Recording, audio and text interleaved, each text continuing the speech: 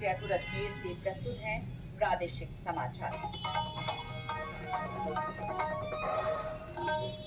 मुख्य समाचार।